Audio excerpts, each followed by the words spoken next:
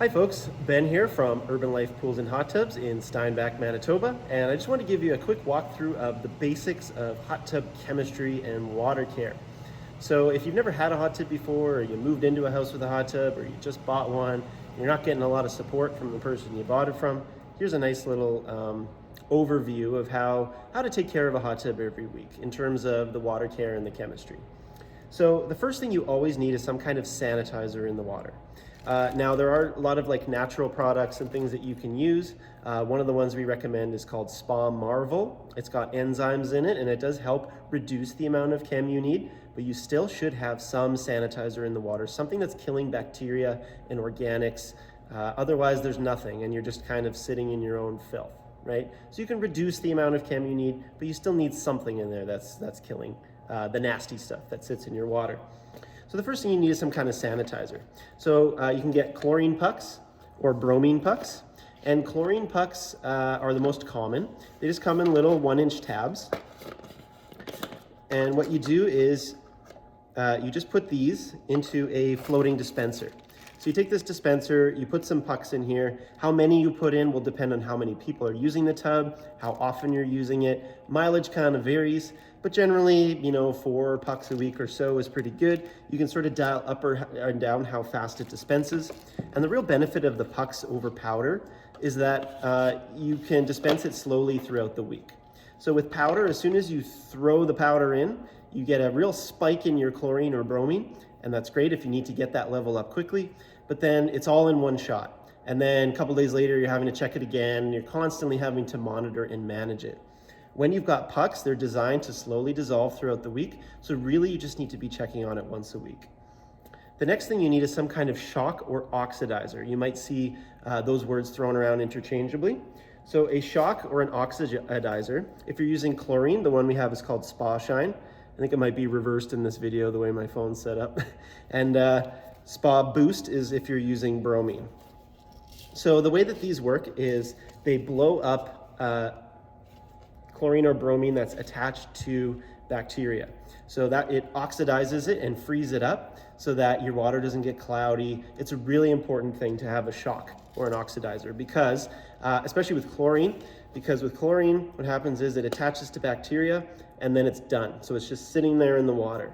And this will oxidize it so that it will clear up your water and then add a little bit more chlorine in there to be able to kill other bacteria. With bromine can partially regenerate. So with Spa Boost, what it does is it oxidizes that. And in a lot of cases, depending on what it's attached to, the bromine can then be freed up to kill other things in the water. So it's very, very important. Next to your pucks, it's the next most important thing. You also need something to adjust pH and alkalinity. So in Steinbach, where we are in the surrounding area, most often people need to adjust their pH down. So this one's called pH Easy Down. We also have pH Easy Up. And if your pH is off, you can have a lot of problems. If your pH is too high, it's going to be killing off all your chlorine so that it won't be effective. You can also get really cloudy water, and you can also get scale on your equipment and your jets and things like that, and really cause a lot of harm to the hot tub. If your pH is too low, then it's acidic, and it might not be comfortable on the skin because it's acidy, and it will also eat away at your equipment, like the metallics and things like that, because it's now corrosive. So it's really important to keep your pH in line. If you have well water, rusty water, metallics in the water, things like that, you're getting a lot of scale. You need a scale prevention and treatment product. So the one we have is called MSR from Mersat, and it's really quite powerful. You only need a capful or 2 of this every week, and it will break up a lot of metals in the water. It'll help kind of liquefy them so that they don't create scale, you don't get a lot of orange water, that kind of stuff. If you have really hard water, like well water, I would highly recommend one of these hose filters. So it's a charcoal hose filter that attaches to the end of your hose. And what it does is it takes a lot of that stuff out of the water before it gets in the tub. And that's really important because if you can filter it all out, you can get a lot of that rust out, you can get a lot of those metallics in the water out so that you're not having to battle with it every week. So we go through a lot of these every year with people on well water and things like that. So I'd highly recommend the X10 water filter. Another really nice one to have is called Enhancer. And what Enhancer does is it's like a mineral mix, and what it does is it makes the water softer, smoother on the skin. It just makes it a lot more pleasant to sit in the hot tub. And it also increases the effectiveness of your sanitizer too. So it's not an absolute must-have, but it really does make the whole experience a lot more pleasurable. And you really only put a scoopful or two in a week. And we have a lot of customers who swear by it and just absolutely love having it. Other than that, you can play around with some other products. You can get Spa Marvel, which is an enzyme product, like I mentioned. We have all kinds of filter cleaners, things like that too. That's a little bit more in depth, but these are kind of the basics. So really what you need to do every week as part of your weekly maintenance, let's say your maintenance day is Sunday. Every Sunday morning, that's when I take care of my hot tub. So you get a test strip, you dip the test strip in the water, and then you match it up on the bottle with the colors on the bottle. And the colors will tell you where your levels are at. If you need a more in-depth analysis, you can just grab a sample bottle from us, fill it up and bring it to us. We'll test it here, and we can do a much more thorough and accurate test. But for most things, the test strips are just fine. So you take a test strip, dip it in. First thing you want to adjust is your pH.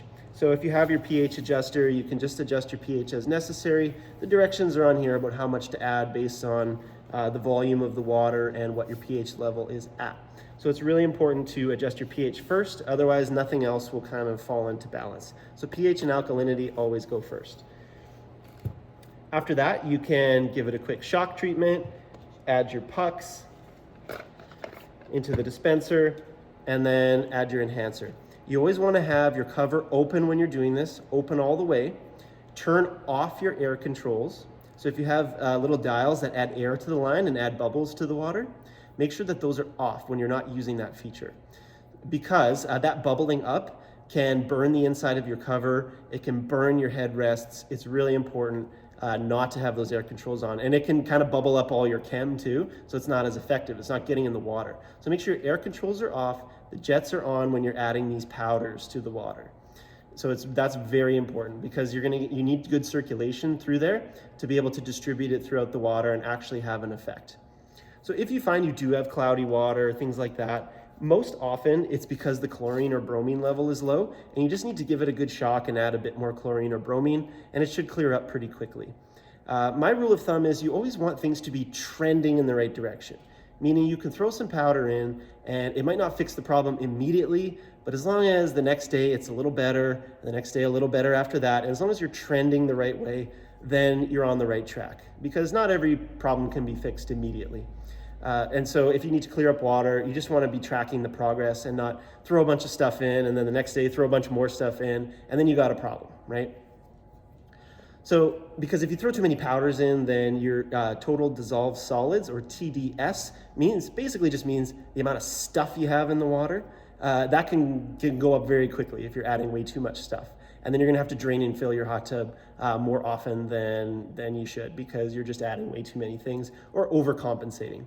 So whenever you add some chem, you wanna give it some time before you check again, because it just might take some time to have an effect. So a lot of first-time hot tub buyers, they tend to overcorrect, and they're constantly checking their water, when really you want this to be as simple and easy as possible. So there is such a thing as over-testing and regulating your water.